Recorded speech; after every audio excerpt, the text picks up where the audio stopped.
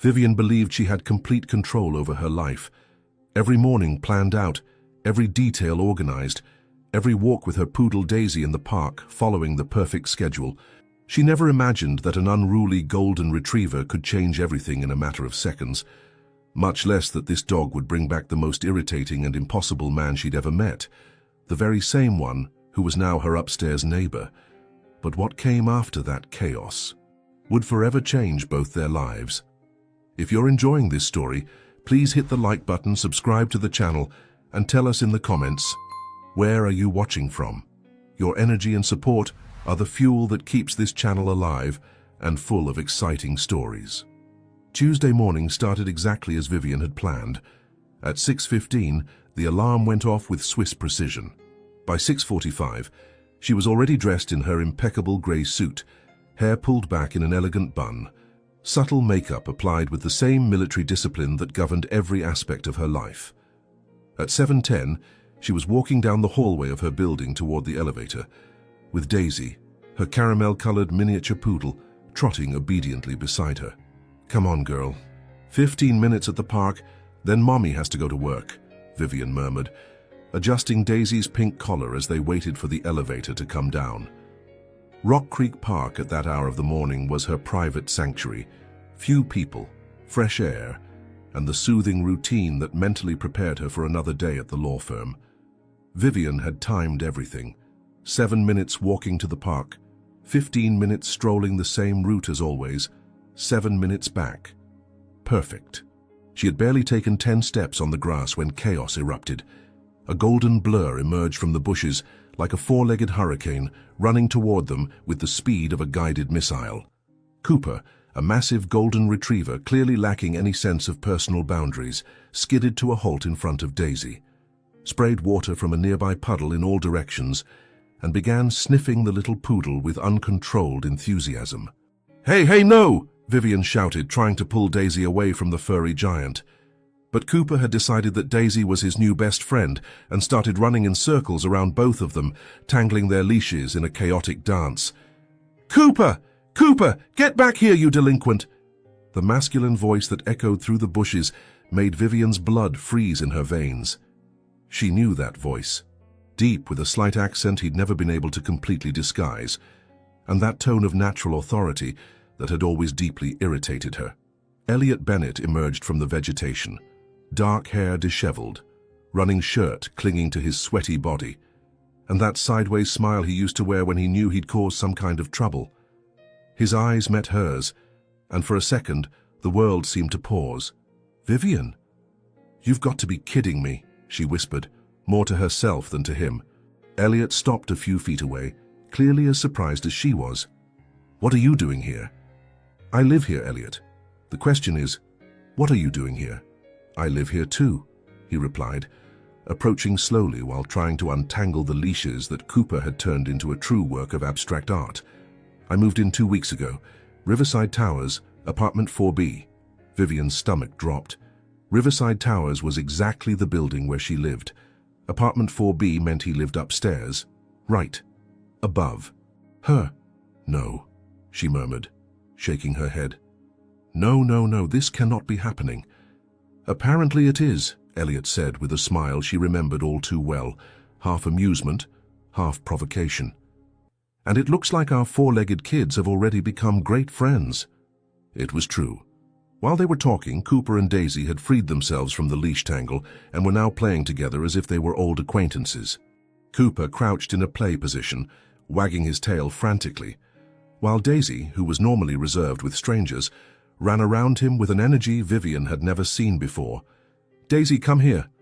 "Now," Vivian commanded, but her poodle completely ignored her, too busy nibbling Cooper's ear in a game that seemed to go on forever. "She's beautiful," Elliot commented, watching the two creatures. "How old?" 3.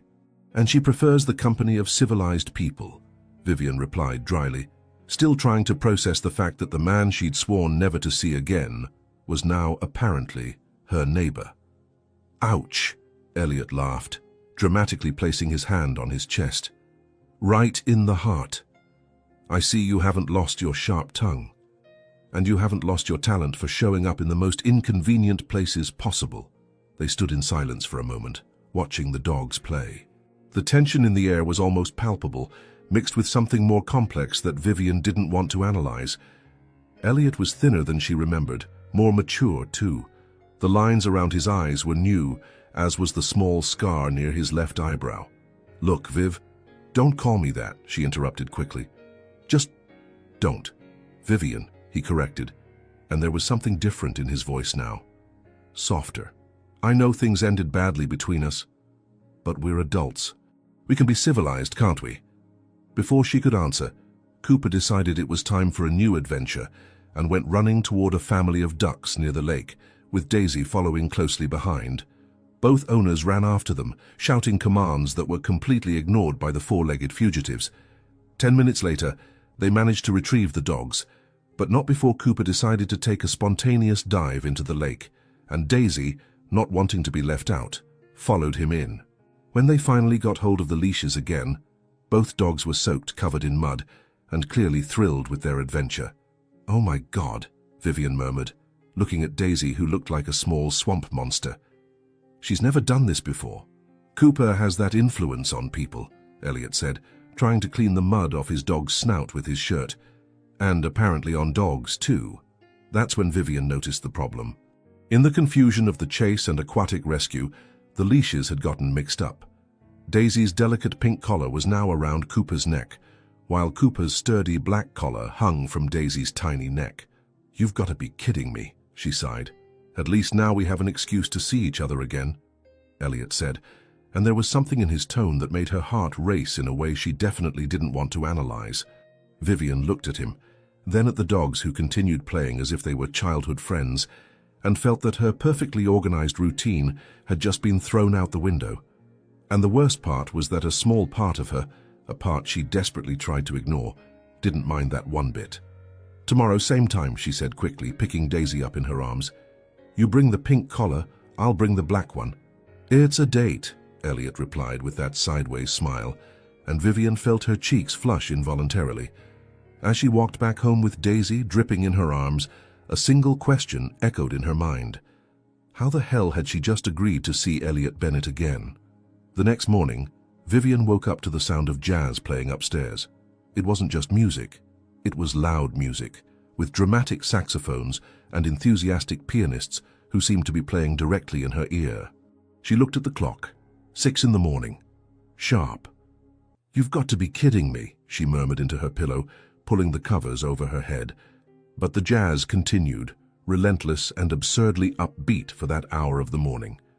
Daisy, who normally slept until 7, was sitting on the bed looking at the ceiling with her ears perked up, clearly as bewildered as her owner by the involuntary morning symphony. Vivian tried to ignore it. She really did. She put the pillow over her head, squeezed her eyes shut, and tried to go back to sleep. But it was impossible. The music wasn't just loud, it was good.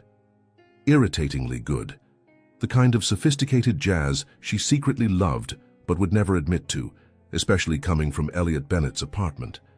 By 7:15, when she finally gave up trying to sleep, Vivian was officially in a bad mood. She dressed with sharp movements, brushed her teeth harder than necessary, and put Daisy's leash on with a tension the little poodle definitely noticed. "Let's settle this once and for all," she muttered as she left the apartment. The elevator arrived at the exact moment the doors to apartment 4B opened. Elliot emerged wearing an impeccable navy suit, hair perfectly styled, with Cooper by his side, who Vivian noted with irritation was wearing an elegant brown leather collar that probably cost more than her shoes. They stared at each other for a second before entering the elevator simultaneously, creating an awkward silence that seemed to take up all available space. "Good morning," Elliot said, pressing the ground floor button. "It would be if some people didn't think 6 in the morning was an appropriate time for a jazz festival," Vivian replied, staring fixedly at the elevator numbers. "Oh, that." Elliot had the decency to look slightly embarrassed. "Sorry. I always listen to music when I'm getting ready for work. It helps me focus. That's what headphones are for." "You're right," he admitted, and there was a sincerity in his voice that caught her off guard. "It won't happen again." Vivian stared at him, looking for signs of the sarcasm she remembered so well, but he seemed genuinely sorry, which somehow irritated her even more than if he'd been sarcastic. The doors opened on the ground floor, and they walked out together, heading toward the building exit in a silence that stretched uncomfortably. That's when Vivian realized that Cooper was wearing Daisy's delicate pink collar, which looked absurdly small on his sturdy neck, while Daisy was dragging Cooper's heavy collar across the floor. "The collars," she said, stopping abruptly. "Right, the collars." Elliot stopped too, and for a moment they just looked at each other, neither making a move to resolve the practical situation that had brought them together. Vivian started, but was interrupted by the arrival of the doorman, Mr. Martinez, who watched them with barely disguised curiosity. "Good morning, Mrs. Carter. I see you've met our new resident." "Met is an interesting word," Vivian murmured, but Elliot extended his hand to the doorman with that natural charm she remembered all too well. "Elliot Bennett, nice to meet you." "Mr. Martinez, welcome to the building. And what a beautiful dog. They seem like great friends." It was true. While the adults exchanged tense pleasantries, Cooper and Daisy had lain down side by side on the cool marble of the lobby, as if it were the most natural thing in the world. "Apparently so," Vivian said dryly. "Mr. Martinez, I need to leave for work. Mr. Bennett, can we swap the collars quickly?" "Of course." Elliot knelt down to remove the pink collar from Cooper's neck, and Vivian did the same with Daisy. Their hands touched briefly when he handed her the pink collar, and Vivian felt an electric current run up her arm, a sensation that irritated her deeply. "Thank you," she said quickly, putting the pink collar on Daisy with efficient movements. "Vivian," Elliot said as she headed for the door. She stopped but didn't turn around. "I really am sorry about the music, and, well, about everything else too." She turned then and saw something in his eyes she didn't expect. Vulnerability, perhaps, or genuine regret. It was unsettling. "Just keep the volume down, okay?" "Promise." The following days became a strange dance of near misses and mutual avoidance. Vivian started leaving home 5 minutes earlier to avoid the shared elevator, but inevitably they'd run into each other in the lobby, the building's laundry room, or at the mailboxes. On Thursday, she found him in the laundry room at 9 at night, transferring clothes from the washer to the dryer. He was wearing faded jeans and a simple t-shirt, very different from the impeccable executive she saw in the mornings. "Sorry," he said, quickly closing the dryer. "I didn't know you used the laundry room at this time. It's a building, Elliot. It's not like we can avoid each other forever." "True." He leaned against the machine, crossing his arms. "How's work been?" "Do you really want to know, or are you just making polite conversation?" "I really want to know." There was something in his voice, a sincerity she wasn't prepared to deal with. "Busy. I'm working on a big corporate merger case. And yours?" "Busy too. Strategic consulting. Lots of meetings, lots of numbers, lots of people trying to impress me." "Sounds familiar," she said, and for a second she almost smiled. On Friday, it was the mailbox's turn. Vivian was checking her mail when she felt a presence behind her. She turned around to find Elliot waiting patiently, with a stack of mail in his hands. "You were always this organized with bills," he commented, watching her methodically sort the letters by category. "And you were always this observant about things that aren't your business," she shot back, but there was less venom in her voice than she'd intended. Touché. It was on Saturday that the situation got really complicated. Vivian was coming back from grocery shopping, arms full of bags, when the elevator stopped on the 4th floor. The doors opened to reveal Elliot leaving his apartment, clearly getting ready to go out too. He saw her struggling with the bags and, without asking, took half of them. "I can handle it myself," she protested. "I know you can, but you don't have to." They entered the elevator together, and Vivian couldn't help but notice the scent of his cologne, something woody and expensive that reminded her of nights she preferred to forget. "Thank you," she said reluctantly when they reached the 3rd floor. "You're welcome." He held the elevator doors open while she got out. "Vivian?" "Yes?"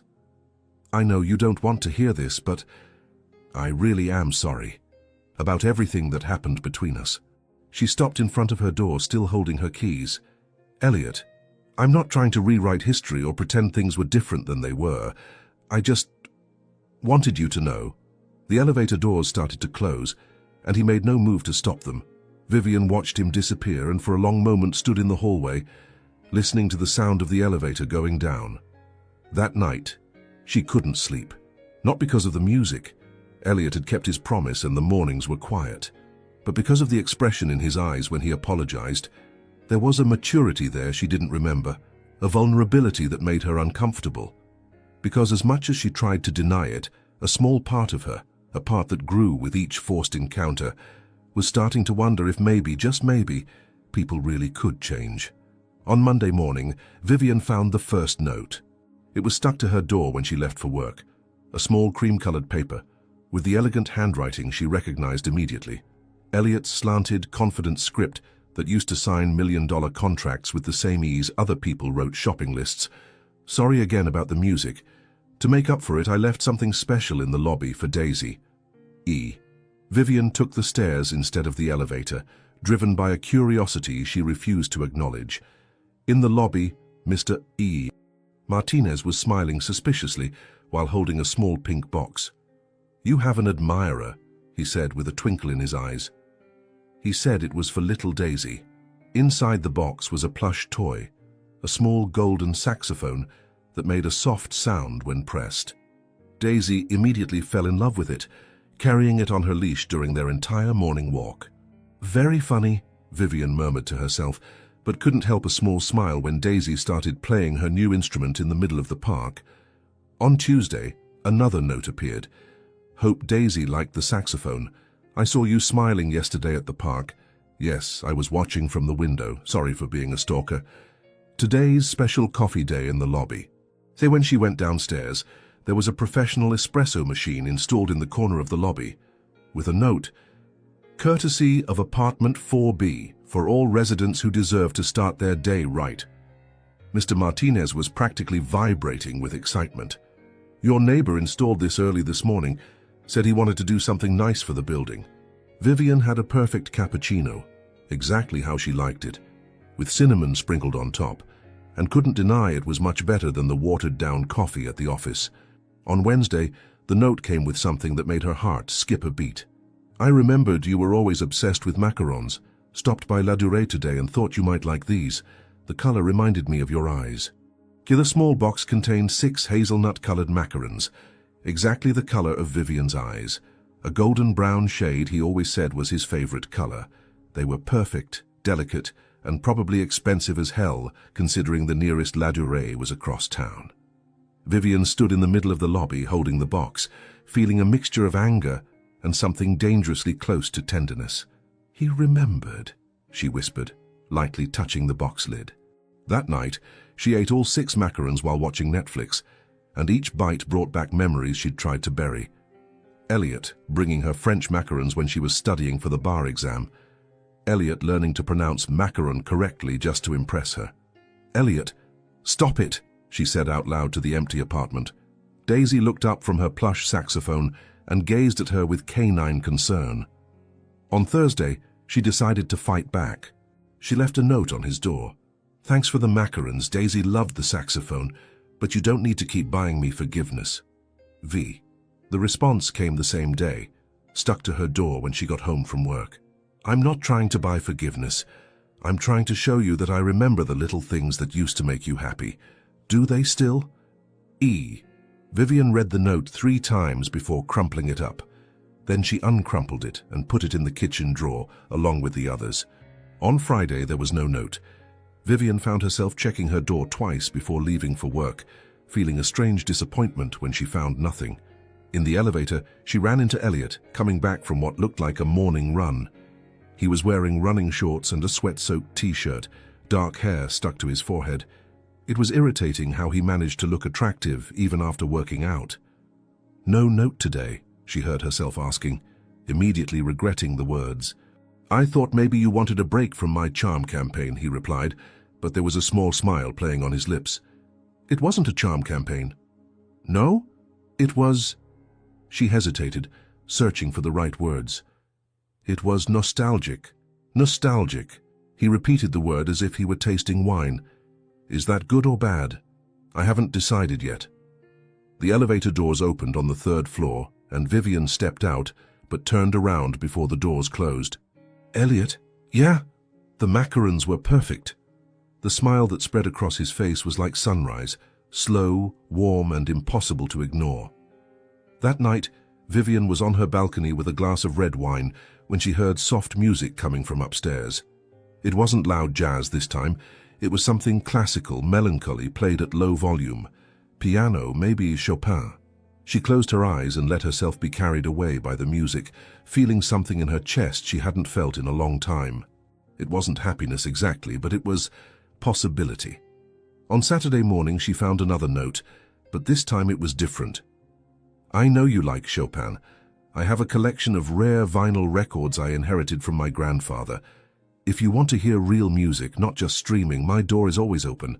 No strings attached, no hidden agenda, just music. P.S. Cooper has missed Daisy these past few days. I think they became better friends than we ever were. Vivian held the note for a long time, watching through the lobby window as Cooper and Daisy played in the building's garden. They really did look like best friends. Cooper protecting Daisy from bigger dogs, Daisy sharing her treats with the gentle giant.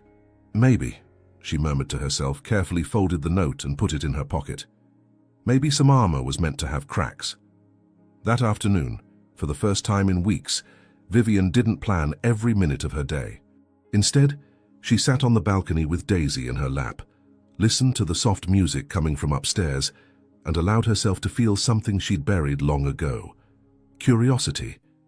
Curiosity about who Elliot had become in the years they'd spent apart. Curiosity about whether he'd really changed as much as he seemed to. And scariest of all, curiosity about what would happen if she let those cracks in her armor grow just a little bit more. Friday had been hell. Vivian left the office at 10 at night, after 14 hours dealing with impossible clients, contracts that seemed written in hieroglyphics, and a boss who decided that urgent meant yesterday. Her feet ached in her high heels, her head was pounding, and she was so exhausted she almost missed the subway twice. When she finally got to the building, all she wanted was a hot shower, a large glass of wine, and maybe to cry a little before sleeping. But the elevator was broken, and she had to climb 3 flights of stairs carrying her heavy briefcase and the heels she'd taken off halfway up. It was on the 2nd floor that the tears started. They weren't dramatic or hysterical tears, just the silent, frustrated kind that come when you're at the absolute limit of your endurance. She leaned against the hallway wall, closed her eyes, and tried to gather strength to climb one more floor. "Vivian?" Elliot's voice made her open her eyes immediately. He was coming down the stairs, probably returning from work too, but he looked much better than she felt. When he saw her face, his expression instantly changed from surprise to genuine concern. "Hey, are you okay?" "I'm fine," she lied, quickly wiping the tears with the back of her hand. "Just a long day, Vivian." His voice was softer now, almost gentle. "When was the last time you ate something?" The question caught her off guard. I had coffee this morning." "Coffee isn't food." He came down a few more steps until he was at the same level as her. "Come with me, Elliot. I just need to get to my apartment and—" "When was the last time you had a real meal?" he insisted. Vivian stopped to think and realized she couldn't remember. Maybe yesterday at lunch? Or was it the day before? "Exactly," Elliot said, as if he could read her expression. "You're coming upstairs with me. I'm making dinner." "You don't need to—" "Vivian." There was something in his voice that made her stop protesting. "Please, let me take care of you for one night." 20 minutes later, she was sitting on Elliot's couch, wearing a borrowed t-shirt that smelled like fabric softener and masculinity, while he moved around the kitchen with an efficiency that surprised her. His apartment was beautiful, dark wood furniture, modern art on the walls, and an impressive vinyl collection exactly like he'd mentioned. "Since when do you cook?" she asked, watching him chop vegetables with precise movements. "I learned after a lot of things," he replied, without stopping his chopping. "I discovered that cooking calms me. It's meditative." The smell coming from the kitchen was incredible. Garlic, ginger, soy sauce, and something else she couldn't identify. Her stomach growled loudly enough for both of them to hear. "For God's sake, Vivian," Elliot laughed, shaking his head. "How did you let it get to this point?" "I was busy saving the corporate world," she replied dryly, but without the usual venom. Exhaustion had stripped away all her defenses. "Ah, right, the old excuse." "It's not an excuse. It's the reality of being a senior attorney at a major firm. I know. His voice became more serious. I know that life, remember?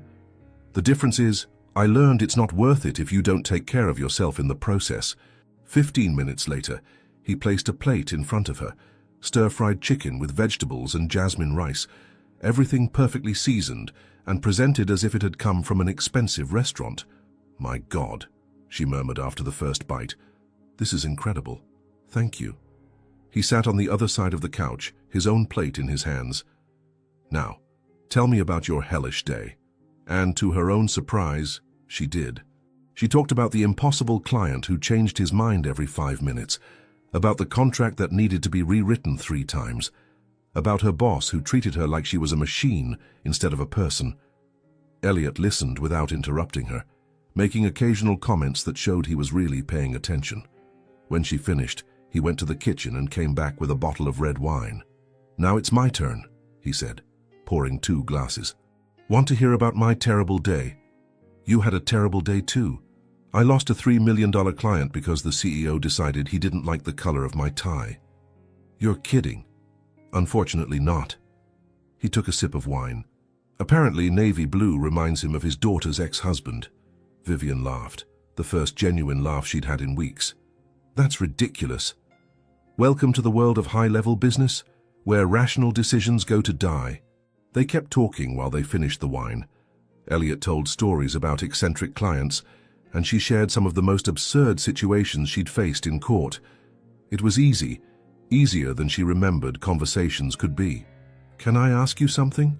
Vivian said when comfortable silence settled between them. Sure. Why did you really move here? To this building, I mean. Elliot swirled the wine in his glass, thoughtful. Honestly, I didn't know you lived here when I signed the lease. It was a coincidence. What kind of coincidence? The kind that makes you question whether the universe has a sense of humor. He looked at her directly. But now that I'm here, I don't know. Maybe some coincidences happen for a reason. Elliot, I know I screwed everything up between us, Vivian. I know I hurt you, that I was selfish and immature. But these past few years, they changed me. I changed. There was something in his voice, a vulnerability she'd never heard before. How? I learned that success means nothing if you don't have anyone to share it with. I learned that pride is cold comfort when you're alone. And I learned that losing someone you love through your own stupidity is the kind of regret that haunts you forever. Vivian's heart sped up. Elliot, I'm not asking for anything, he said quickly. I'm not trying to win you back or pretend we can turn back time. I just wanted you to know that I became a better man. And a big part of that was because of what I lost when I lost you. They sat in silence for a long moment, their gazes connected across the space between them on the couch.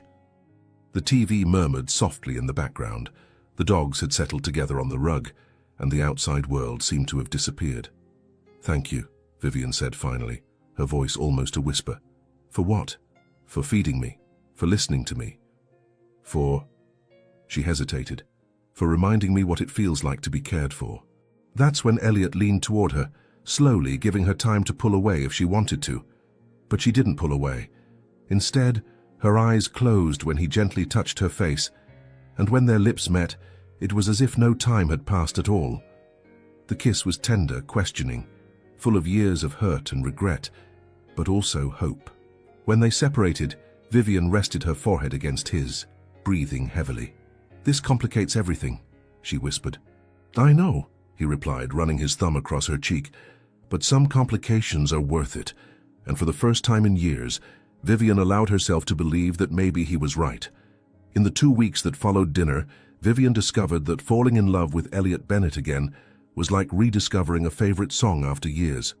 Familiar, but with nuances she hadn't noticed before.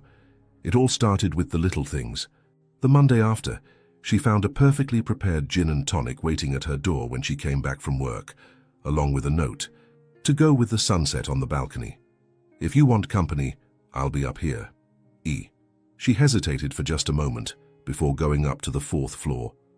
Elliot was on his balcony, bare feet propped up on the railing, an identical drink in his hand. When he saw her, he smiled, not that confident smile she remembered, but something softer, more genuine. "I thought you might need this after another day saving the corporate world," he said, making room for her in the chair beside him. "How did you know it was another difficult day?" she asked, settling down next to him. "Because they're always difficult days for you. It's who you are. You give yourself completely to everything you do." "That sounds more like a weakness than a virtue." "It's one of the things I admire most about you," he said simply, and the sincerity in his voice made something in her chest tighten. They sat in comfortable silence, watching the sun set over the city. The gin was perfect, ice cold, with exactly the right amount of tonic, and a cucumber slice she didn't even know she liked until Elliot had started making them that way years ago. "You remember," she said, more to herself than to him. "I remember everything about you, Vivian." The intimacy of his words caught her off guard. She looked at him sideways, observing his profile against the orange sky. He was different, more relaxed, less guarded, as if he'd learned to be comfortable in his own skin. "Elliot." "Yeah?" "Thank you. For this." She gestured between them, trying to find words for whatever was happening. "You don't need to thank me. I should be thanking you for giving me a chance." On Thursday, she was working late at home when she heard soft music coming from upstairs. It wasn't Chopin this time. It was something more modern, jazzy, and enveloping. Ella Fitzgerald, maybe, or Billie Holiday. Without thinking much about it, she went out to her balcony. The music was clearer there, floating through the night like an intimate conversation between old friends. "Are you listening?" Elliot appeared on his balcony, leaning on the railing to look down at her. "It's beautiful," she admitted. "Want to come up? I have a vinyl collection you've never seen." This time she didn't hesitate. His apartment at night was different, cozier, with soft yellow lights and scented candles that smelled like sandalwood and cedar. The vinyl collection he'd mentioned took up an entire wall, meticulously organized by genre and year. "My God," Vivian murmured, running her fingers over the album covers. "Some of these must be extremely rare." "Inherited from my grandfather," Elliot explained, changing the record on the vintage turntable. "He used to say that digital music would never have soul." He was right. She stopped in front of a section dedicated entirely to classic jazz. "Do you have Love in the Time of Cholera? The book or the movie soundtrack?" "Both, I hope." Elliot laughed and went to get both the book and the record. "You were always obsessed with that story. It's about love that transcends time and circumstances. Who wouldn't be obsessed?" "Florentino waits 51 years, 9 months and 4 days for the woman he loves," Elliot recited from memory, putting the record on to play. "Do you think it's worth it?" Vivian looked at him, surprised he remembered so many details. "You read it?" "I read it after you mentioned it for the 10th time. I wanted to understand why you found it so romantic." "And what did you think? That maybe some people are worth the wait?" The words hung between them, loaded with meaning. Vivian felt her heart speed up when she realized he wasn't talking about the book anymore. They spent the rest of the night listening to music and talking about books, movies, and memories they'd shared. When Vivian finally looked at the clock, it was 2 in the morning. "I should go," she said, but made no move to get up from the couch where they'd settled. "You should," Elliot agreed, but he didn't move either. They were closer now, she realized. Somehow, during the hours of conversation, the space between them had shrunk until she could feel the warmth of his body, the scent of his cologne mixed with the aroma of the candles. "Vivian," he said softly, and there was something in his voice that made her look directly into his eyes. "Yes? Can I?" She didn't let him finish the question. Instead, she leaned toward him, meeting his lips with hers in a kiss that was very different from the first. This one was deeper, more urgent, full of weeks of accumulated tension and suppressed desire. When they separated, both were breathless. "Maybe I really should go," she whispered against his lips.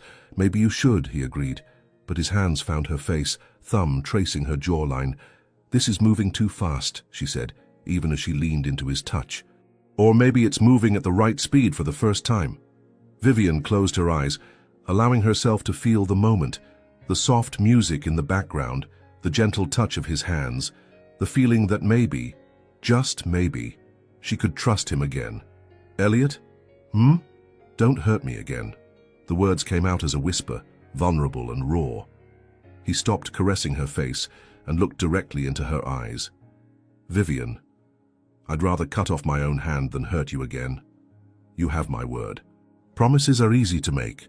Then let me show you instead of telling you." And maybe it was the music or the wine they'd shared, or simply the fact that she was tired of carrying hurt alone. But Vivian allowed herself to believe him. She leaned in again for another kiss, this one even deeper than the previous one, and when Elliot pulled her closer, she let herself melt against him. For the first time in years, Vivian allowed herself to be completely present in a moment, without worrying about consequences or protections, just her, him, and the soft music that surrounded them like a blanket. When she finally left his apartment at 4 in the morning, she was no longer running away from something. For the first time in a long time, she was walking toward something that was worth it. Monday arrived with the force of a hurricane disguised as an emergency meeting. Vivian was reviewing contracts when Margaret Chen, the firm's senior partner, appeared at her door with an expression she knew well, the same one she wore before delivering cases that would either define careers or destroy them completely. "Vivian, I need to talk to you. Now." In Margaret's office, with its glass walls offering a panoramic view of Washington, D.C., the news was delivered with the surgical precision typical of the city's most feared attorney. "The Morrison-Blackstone merger just got even bigger," Margaret said, sliding a thick folder across the table. "They've acquired 3 more companies in Europe, and that's transformed a $200 million deal into something close to $800 million. Vivian whistled softly. "That's massive. And they specifically asked for you to lead the legal team. Congratulations, you just became the lead attorney on the biggest deal in this firm's history." Vivian's heart raced. It was exactly the kind of case she'd dreamed of leading. Complex, international, and with the potential to catapult her career to a completely new level. "Is there a problem?" she asked, noticing that Margaret didn't seem as enthusiastic as she should. "Maybe. The client has hired an external strategic consultant to oversee the financial aspects of the merger, someone with experience in complex international acquisitions." Margaret opened a second file and pushed a photograph toward Vivian. The world seemed to stop when she saw the familiar face smiling back at her.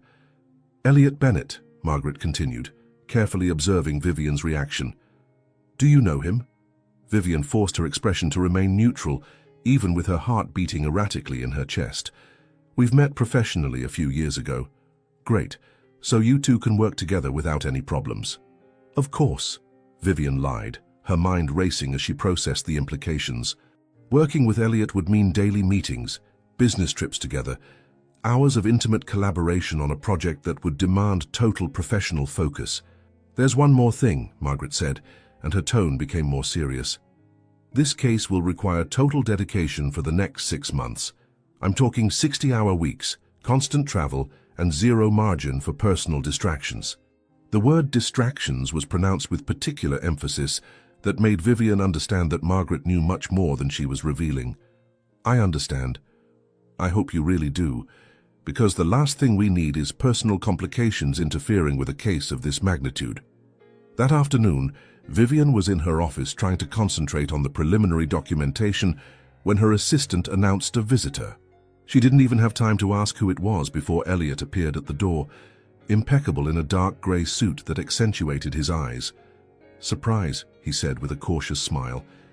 "Elliot." She stood up, trying to maintain professional composure even with her stomach churning. "I imagine you know why you're here, the Morrison-Blackstone case." He closed the door behind him and approached her desk. "Vivian, I didn't know you'd be the lead attorney when I accepted the contract. And if you had known?" He hesitated. "Honestly, I don't know. Maybe I would have declined, maybe not." "How comforting." "Look."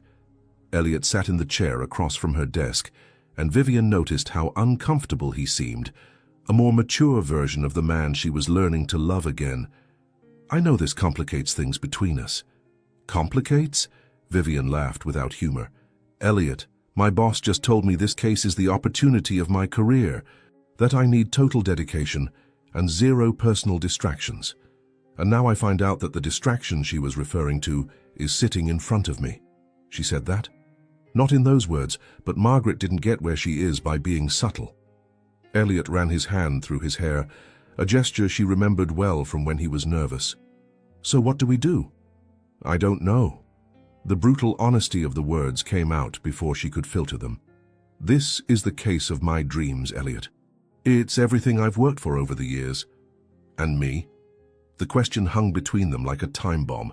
Vivian looked at him, really looked at him, and saw not just the confident consultant who had walked into her office, but the man who had taken care of her when she was exhausted, who remembered how she liked her gin and tonic, who had promised never to hurt her again. I don't know where you fit into this, she admitted, and the words hurt coming out. Vivian, no. She stood up, walking to the window so she wouldn't have to look at him. Don't make this harder than it already is. Harder for whom? For you or for your career? They're the same thing. Frustration exploded from her. My career is my life, Elliot. It's who I am. No, it's not. He stood up too, walking until he was behind her. Your career is what you do. It's not who you are. You don't understand. I understand perfectly. I used to be exactly like that, obsessed with work, defining my worth by the next deal, the next success. But you know what I discovered? When you reach the top alone, the view is beautiful, but there's no one to share it with. Vivian closed her eyes, feeling the warmth of his body near her. What if I choose you and everything goes wrong? What if I lose both my career and you?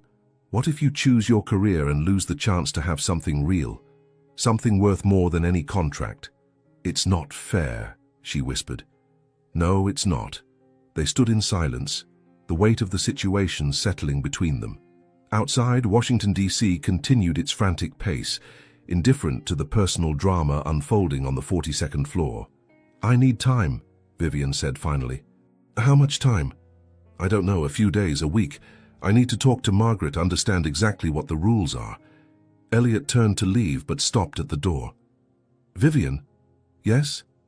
Regardless of what you decide, I want you to know that these last few weeks have been the best I've had in years. Elliot, and if you decide that your career is more important, I'll understand. I won't like it, but I'll understand. After he left, Vivian stood at the window for a long time watching the traffic below. Small people running from one place to another, all chasing some version of success. For the first time in her career, she wondered if there was a difference between chasing success and chasing happiness, and even scarier, if she'd have enough courage to find out the answer. Vivian spent 3 days agonizing over the decision. 3 days analyzing every angle, weighing pros and cons, making mental lists that changed every hour. 3 days avoiding Elliot in the elevator, leaving earlier for work and coming back later, as if she could indefinitely postpone the conversation they both knew needed to happen. It was on Thursday that Margaret called her back to her office. I need an answer, Vivian, the partner said without preamble. The clients are arriving from London next week, and I need to know if you're totally committed to this case. I am, Vivian replied, surprised by the firmness in her own voice. And Mr. Bennett? Vivian took a deep breath. I'll talk to him today. Professionally, there won't be any problems. Good, because I just learned that Christina Valdez, from Valdez Consulting, is also interested in working with us on this case. If there are any complications with Mr. Bennett, she'd be more than willing to take over his role. The name Christina Valdez made Vivian's stomach turn.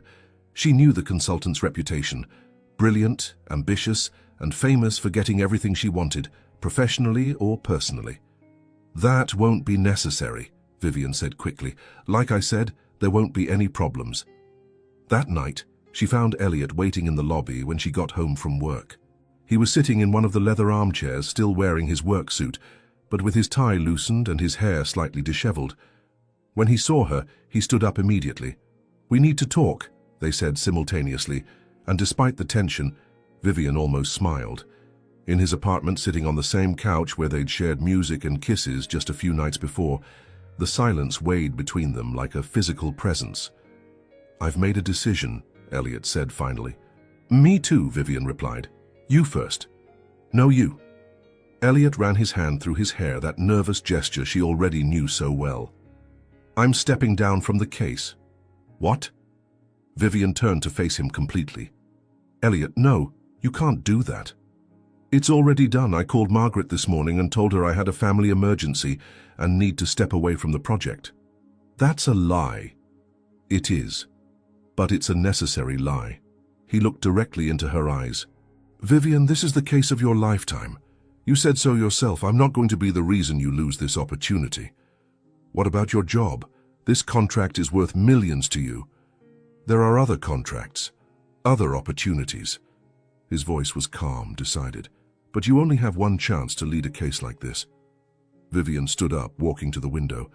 I was going to choose the case, Elliot. I was going to end this between us to focus on work. I know. How do you know? Because I know you, and because it's the right choice. Is it? She turned to face him. Then why does it feel so wrong? Elliot stood up too, walking over to her. Because maybe sometimes the right choice and the easy choice aren't the same thing. I don't understand why you're doing this, because I love you. The words hung suspended in the air between them. Vivian felt as if the ground had disappeared from under her feet. Elliot, I love you, Vivian. And when you truly love someone, you put that person's happiness before your own. But what if my happiness includes you? Then maybe we'll find a way after you conquer the world. He smiled, but there was sadness in his eyes. I'm not giving up on us. I'm just taking a step back so you can take 2 steps forward. Before Vivian could respond, Elliot's phone rang. He answered, and she watched his expression gradually change as he spoke. That was my partner, he said after hanging up. Christina Valdez is spreading rumors that I abandoned the Morrison Blackstone project for personal reasons. She's trying to get the contract for herself. That, Vivian started, but Elliot raised his hand. It doesn't matter. Let her have the contract. What do you mean it doesn't matter, Elliot? She's destroying your reputation. My reputation will recover, but if I stay on this case and complicate things for you, it could affect your career forever. Vivian stared at him, seeing the determination in his eyes and feeling something break inside her chest. I hate this. Me too. And now? What happens to us? Elliot walked over to her, taking her face in his hands. Now you're going to be incredible on this case. You're going to show everyone why you're the best lawyer of your generation, and I'll be here rooting for you, even if from afar. And after that, we'll see what happens. They kissed then, a desperate kiss full of everything they couldn't say in words. When they separated, Vivian's eyes were teary. This isn't goodbye, she whispered. No, he agreed. It's see you later. But even as he said it, Vivian knew that something had changed irrevocably between them. Elliot's sacrifice was noble, generous, and completely selfless, and that scared her more than any professional conflict could. 2 weeks later, when she learned that Elliot had accepted a 6-month contract in Brazil, partially, she suspected, to escape the situation with Christina Valdez, Vivian locked herself in the office bathroom and cried for the first time in years. Not because he had left, but because she finally understood what she had lost when she let him go the first time. And now, even with the case of her dreams in her hands and a career that was finally taking off, Vivian wondered if success was really worth anything when you had no one to share it with. The answer, she discovered, was more complicated than she'd ever imagined. 6 months. 6 months since Elliot had left for Brazil. 6 months since Vivian had completely immersed herself in the Morrison Blackstone case, turning it into the professional triumph Margaret had promised it would be. 6 months of 16-hour days, international travel, and a reputation that now preceded her in all of Washington's corporate circles. And 6 months since she'd temporarily moved to Seattle, accepting a transfer that put more distance between her and the memories that haunted every corner of the apartment in D.C. The move had been good for her, Vivian admitted. Seattle was different, greener, quieter, with a pace that allowed her to actually breathe for the first time in years. She'd rented a loft in the Capitol Hill district, had started cooking again, and even adopted an orange kitten that Daisy had reluctantly accepted as a housemate. But even with all the change and growth, there were nights, especially the rainy ones, which in Seattle were almost all of them, when she found herself wondering where Elliot was, what he was doing, if he thought about her as much as she thought about him. It was on one of those rainy Thursday nights that the invitation arrived. An elegant envelope, heavy cream paper, delivered by a messenger who waited while she signed the receipt. Inside, an invitation to a charity gala in New York. A night of music and memories, benefiting a music education foundation. On the back of the invitation, a handwritten note in the handwriting she would recognize anywhere. "Please come. I need to see you." Vivian stood in the kitchen for 15 minutes, holding the invitation, feeling her heart race in a way she hadn't felt in months. Daisy, now more mature and apparently wiser, sat at her feet and looked at her with that expression only animals can have, as if they knew exactly what was happening and were silently judging human choices. "I shouldn't go," Vivian told the poodle. Daisy tilted her head, clearly disagreeing. 3 days later, she was on a flight to New York, wearing a navy blue dress she'd bought specifically for the occasion and trying not to overanalyze what that meant. The event was held at the Rainbow Room, atop 30 Rockefeller Plaza. Manhattan's nighttime view stretched beyond the panoramic windows, and the live music, a string quartet playing classical pieces, created an atmosphere that was simultaneously elegant and intimate. Vivian arrived fashionably late, a calculated strategy to avoid the anxiety of waiting and to ensure the party was already underway when she made her entrance. She accepted a champagne flute from a waiter and circulated through the ballroom, greeting acquaintances and pretending she was paying attention to conversations about corporate mergers and changes in federal regulations. It was when the music changed that she saw him. The quartet had begun playing a version of The Way You Look Tonight, and in the center of the dance floor, Elliot was talking to a stunning brunette woman that Vivian immediately recognized as Christina Valdez. He looked different, more tanned, hair slightly longer, and there was something in his posture that suggested a new, more relaxed confidence. The suit he wore was impeccable, but he seemed more comfortable in his own skin than she remembered.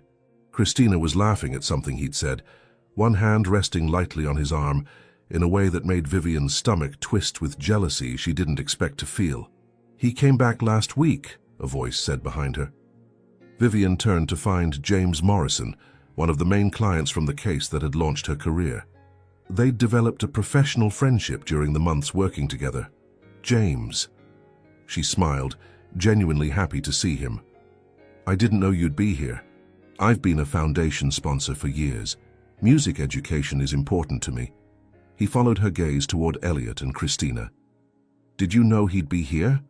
"He sent the invitation." "Ah." James took a sip of his whiskey. "And how do you feel about that?" "Confused," Vivian admitted, surprising herself with the honesty. "Want some advice from someone who's been married 3 times? Please. Sometimes the person you need to be when you're with someone is different from the person you need to be to grow alone. And sometimes, if you're lucky, you find someone again after you've both grown." Before Vivian could respond, she felt a familiar presence behind her. She turned and there he was, Elliot, even more handsome up close, with those eyes she'd memorized and dreamed about for months. "Hi," he said simply. "Hi," she replied, and for a moment they just looked at each other, years of history and months of separation weighing in the air between them. "You came. You asked me to come." "I did, but I wasn't sure you would." James discreetly stepped away, leaving them alone in the middle of the elegant crowd. "How was Brazil?" Vivian asked, searching for safe territory to start. "Transformative." Elliot smiled, and there was something different in his smile, more genuine, less calculated. "I worked with sustainable technology startups, learned Portuguese, surfed for the first time in my life." "You surfed?" Vivian couldn't help but smile. "The Elliot Bennett I know is afraid of deep water. The Elliot Bennett you knew was afraid of many things, including admitting when he was wrong." The music changed to something slower, more intimate, and couples began moving to the dance floor. "Dance with me?" Elliot extended his hand. Vivian hesitated for just a moment before accepting. Her hand fit into his as if they'd never been apart, and when he pulled her into his arms on the dance floor, she remembered how good it felt to be close to him. "You're different," she said as they moved slowly to the music. "You too. More peaceful, maybe. Less tense." "Seattle has that effect on people." "Seattle?" "I transferred 4 months ago. I needed a fresh start."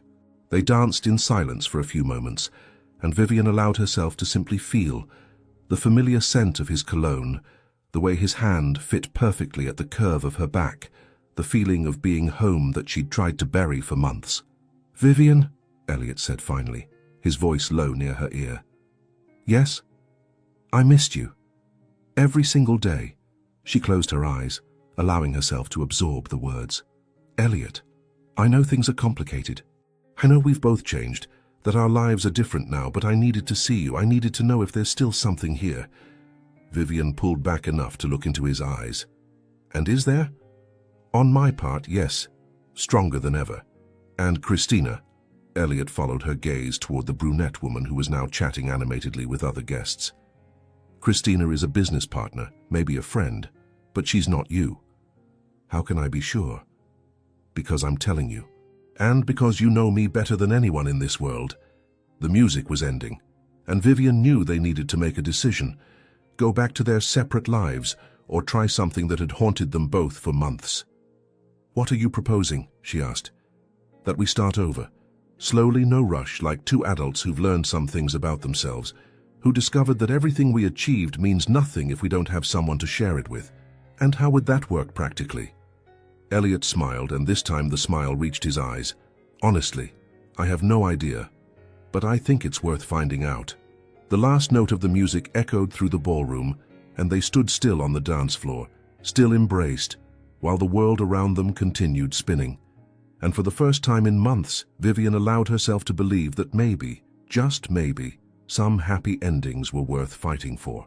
3 weeks after the gala, Vivian was sitting in a cafe in Valencia, California, watching the waves break on the beach through the window, when Elliot arrived. He had suggested the coastal city as a meeting point.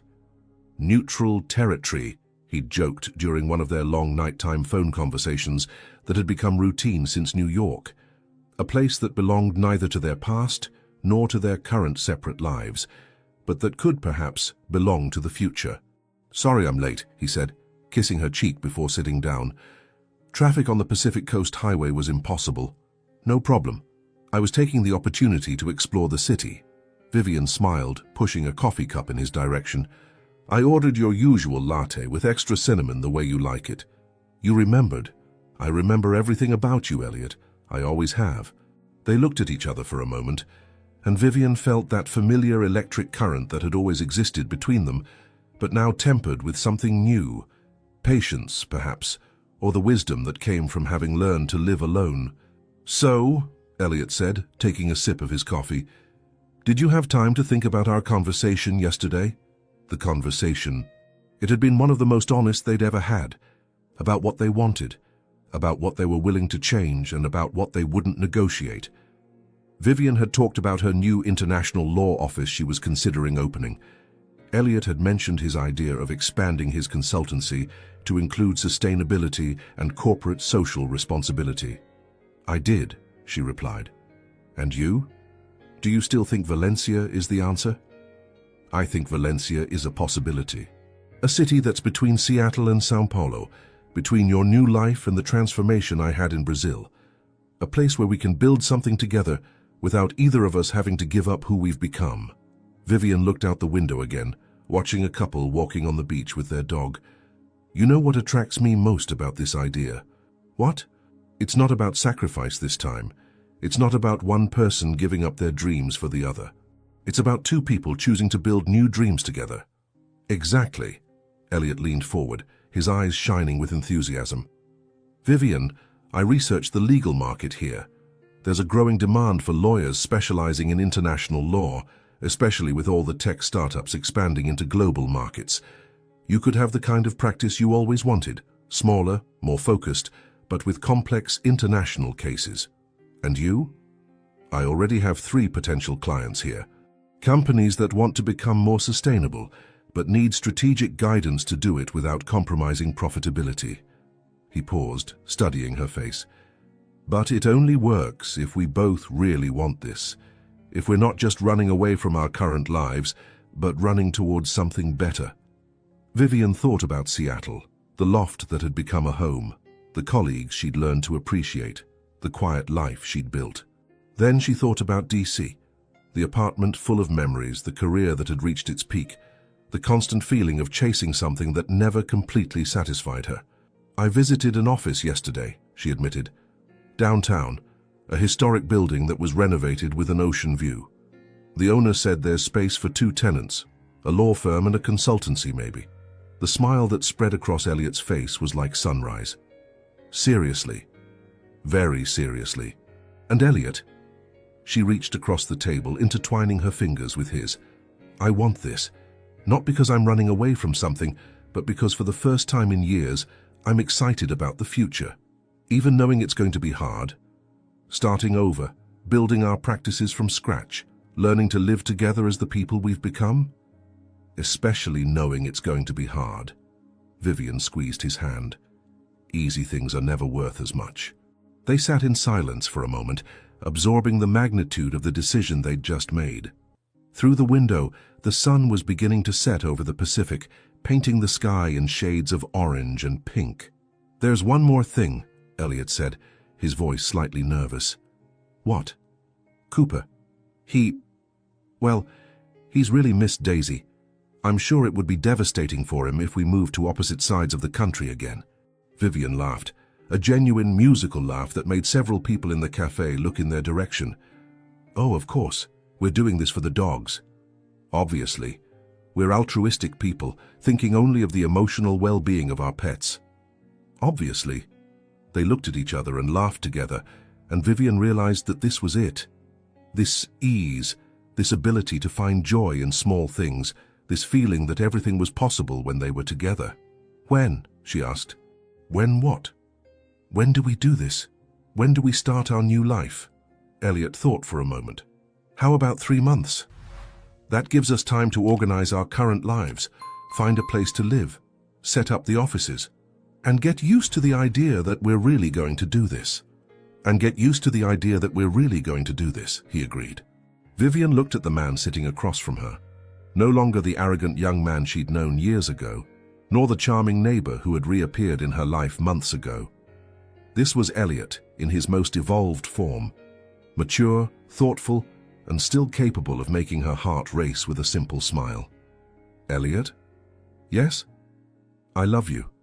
The current version of you, not the memory of who you used to be. And I love the version of myself that I become when I'm with you, not dependent or diminished, but more complete." "Vivian Carter," he said, lifting her hand to kiss her knuckles. "You are the most extraordinary woman I've ever known, and I can't wait to discover who we can become together." When they left the cafe an hour later, holding hands and walking slowly toward the beach, Vivian allowed herself to dream about the future in a way she hadn't in years. Not a future based on fear or scarcity, but one built on abundance, of possibilities, of love, and of the certainty that sometimes the best adventures begin when you stop running from something and start running toward someone. Valencia's sunset had never looked more perfect.